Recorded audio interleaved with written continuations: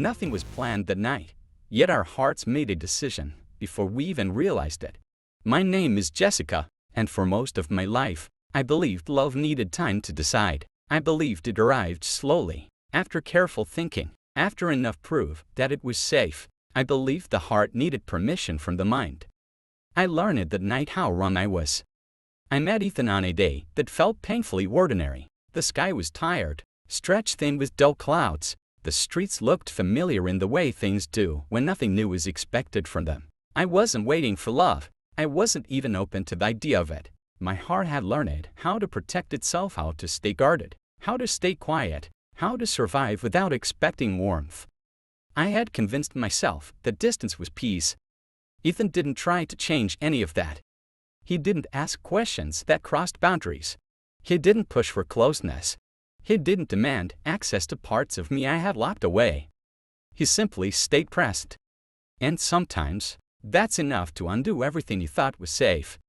That evening, the city felt different, softer, slower, like it had paused just enough for people to breathe without realizing it. We walked without direction, letting streets decide for us. The air was cool, brushing against my skin gently, and the silence between us felt natural, never heavy, never forced. "You're quieter than usual," he said, not accusing, just noticing. "I'm listening," I replied honestly. He smiled, small and sincere. "So am I."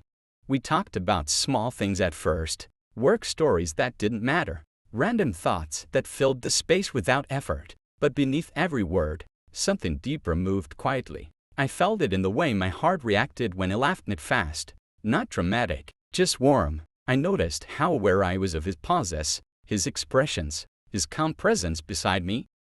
There was no moment where everything exploded into clarity. Just awareness. We stopped near a quiet street, where the lights were dim, and the noise of the city faded into something distant. For a while, neither of us spoke. The silence here felt different, thicker, meaningful, like it was holding something fragile between us. "Do you believe people can feel connected without saying anything?" he asked.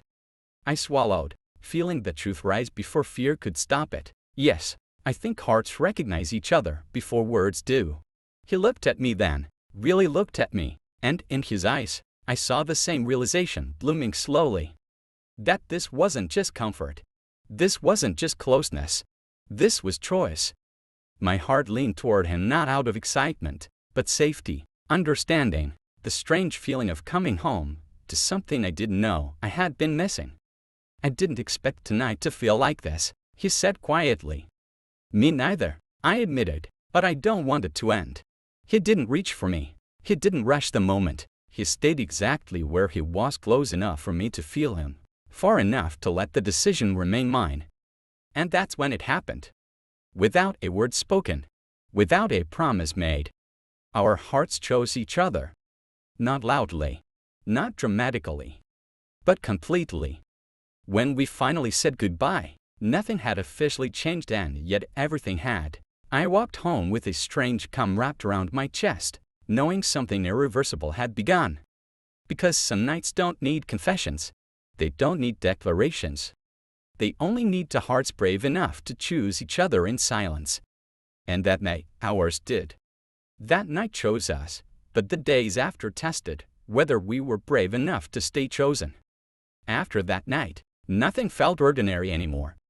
The city still moved the same way. The routines didn't change. Life continued as if nothing remarkable had happened. But inside me, something had shifted permanently.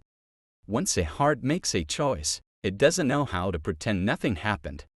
Ethan didn't text the next morning, and strangely, that didn't hurt. What we shared didn't feel fragile enough to need immediate reassurance. It felt settled, quietly real. When he finally did message me, it was simple.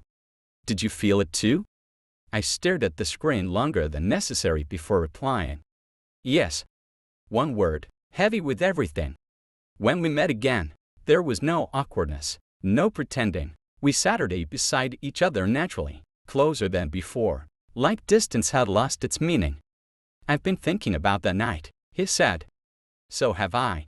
"I didn't plan to feel that way," he admitted, "but it felt right." I nodded, like something we didn't need to question. But life has a way of questioning things for you. Reality slowly stepped in, responsibilities, fears, old wounds that don't disappear just because love shows up. Some days felt light, others felt heavy with uncertainty. One evening, I noticed Ethan was quieter than usual. "You're somewhere else today," I said gently. He hesitated, then sighed. "I'm scared." "Of what?" "Of choosing this," he said honestly. "Because once you choose with your heart, you can't protect yourself anymore." His words echoed my own unspoken fears. "I'm scared too," I confessed, "but I'm more scared of walking away from something that feels true." That was the first time we acknowledged it, not love, not forever, but choice. We didn't rush into romance. We didn't rush into labels. We learned each other slowly. I learned how he processed pain quietly. He learned how I overthought emotions. We both learned how survival had shaped us long before love arrived. Fear tried to pull us back into silence more than once. After a misunderstanding, we didn't talk for days. The old ache returned, fear of losing something before it was fully named. Then Ethan showed up. "I don't want silence to undo what we chose," he said, "even when it's uncomfortable." Something inside me softened completely. That's when I knew this wasn't just emotion. This was intention. Weeks turned into months. Love didn't arrive suddenly. It unfolded gently, through effort, through honesty, through choosing each other again on ordinary days. One quiet night, under the same kind of sky where it all began, Ethan took my hand. At night, he said, "Our hearts chose each other, but every day after, we chose to stay." Tears filled my eyes. "I used to think love was about being sure," I whispered. "Now I know it's about being willing." He smiled. "Willing to stay, willing to try, willing to be seen." We didn't promise perfection. We didn't promise forever in dramatic words. But we promised honesty, presence, choice. And that was enough. Because the most powerful love stories don't begin with fireworks. They begin with a quiet decision. And that night, our hearts didn't just meet. They chose each other.